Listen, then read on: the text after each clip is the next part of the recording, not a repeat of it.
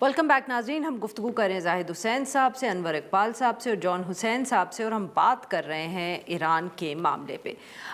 John Hussain साहब, obviously बार बार media में ये तो हम सुन ही रहे हैं और देख ही रहे हैं कि अमेरिका की क्या डिमांड्स हैं इस सारे मामले पे, जो आप कह रहे हैं कि नाकाम, आपको नहीं लगता कि वो कामयाब होंगी, मगर दूसरी तरफ ईरान से जो के ऊपर जो सैंक्शंस का मामला है, क्या वो ईरानी हुकूमत जो है वो डिस्कस करेगी इस सारे मामले में? जी बिल्कुल, सैंक्शंस तो ऑफ कोर्स उसको तो अनअवॉइडेबल है। अगर कोई न्यूक्लियर प्रोग्राम के ऊपर बात होती है तो सैंक्शंस के ऊपर जरूर कहा जाएगा कि सैंक्शंस लिफ्ट की जाएं। और ईरान अगेन कहता आ रहा है फेयर एंड इक्विटेबल डील होनी चाहिए। और जहां तक बात रही बैलिस्टिक मिसाइल्स और दूसरी चीजों की, तो अगर मुज़ाकरात को हम वे करें अगेंस्ट द सैंक्शंस, तो ऐसा ये तासुर नजर आता है कि किसी भी मुल्क के लिए उसकी इंडिपेंडेंस, उसकी सॉवरेंटी, उसकी नेशनल इंटेग्रिटी सुपरसीड करती है on any of the economic issues that might be faced by the society.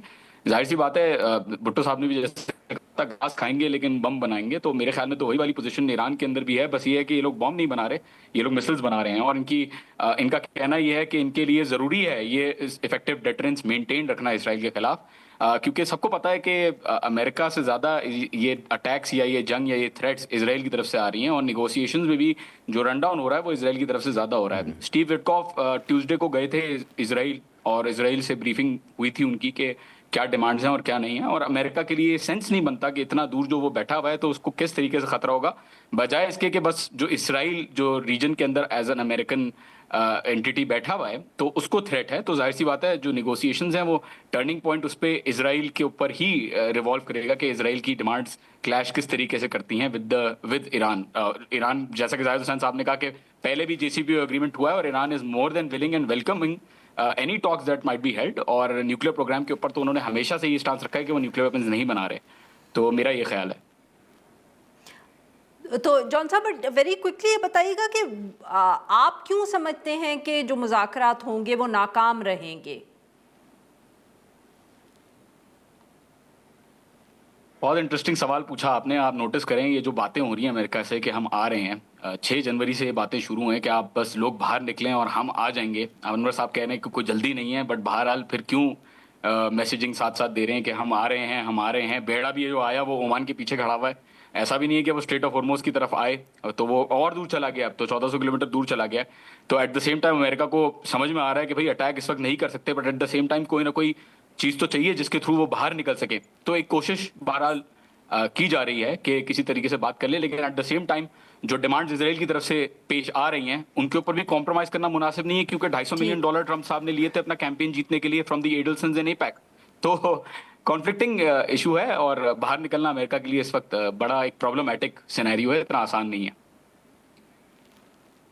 बिल्कुल सही जाहिद साहब, बस माफ़ करिएगा अनवर इकबाल साहब, आपने सुनी जॉन हुसैन साहब की बात। वो कह रहे हैं कि कब से अमेरिका कह रहा है हम आ रहे हैं, हम आ रहे हैं, बट वो आने में दिलचस्पी नहीं रखते।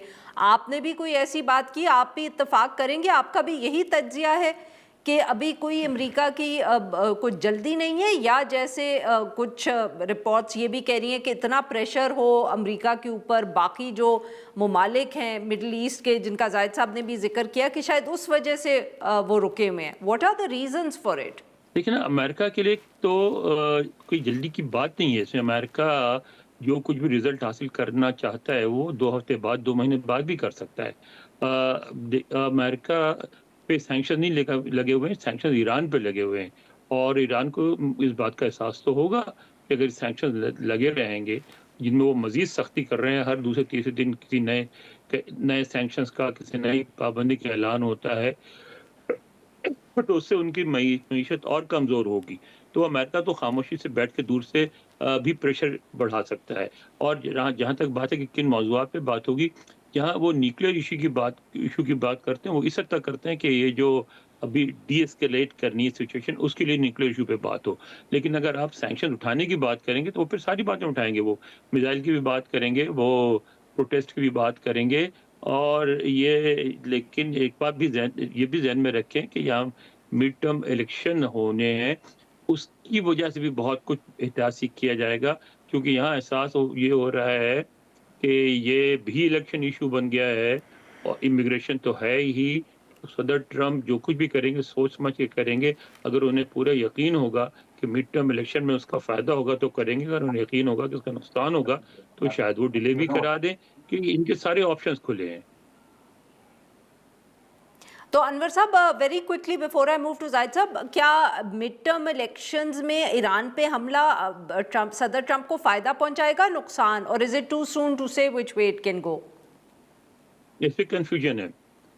जिस तरह उसको डेमोक्रेट्स यूज़ कर रहे हैं, उनकी कोशिश है कि ये एक नेगेटिव पॉइंट हो, क्योंकि वो कह रहे हैं कि हमें क्या ज़रूरत है हमला करने की, और खामखा इन्होंने तो कहा था कि हम जंग में नहीं जाएंगे, ये जंग में जा रहे हैं, डोमेस्टिक इश्यूज़ में नाकाम हो गए हैं, इमिग्रेशन में नाकाम हो गए हैं, तवज्जो हटाने के लिए इस तरह कर रहे हैं। दूसरी तरफ जो सही। जो राइट विंग है, जो उनके सपोर्टर्स हैं, वो कह रहे हैं कि यही मौका है, ईरान में हमारी पसंद की हुकूमत आ सकती है। जो ईरानी हैं, उनके जो मुज़ाहरे होते हैं, उसमें ये कहा जाता है, बार-बार ये बात कही जाती है कि इसराइल हमारा दुश्मन नहीं है, हमें कोई ख़तरा नहीं है इसराइल से, हमें अगर कोई ख़तरा है तो अरबों से है, इसराइल से नहीं है, तो हम क्यों इसराइल से डरें? सही। तो हर तरह के प्रेशर ग्रुप्स हैं, हर तरह की बातें बिल्कुल। हो रही हैं। जी नाजरीन, यहाँ पे लेते हैं हम एक छोटी सी ब्रेक।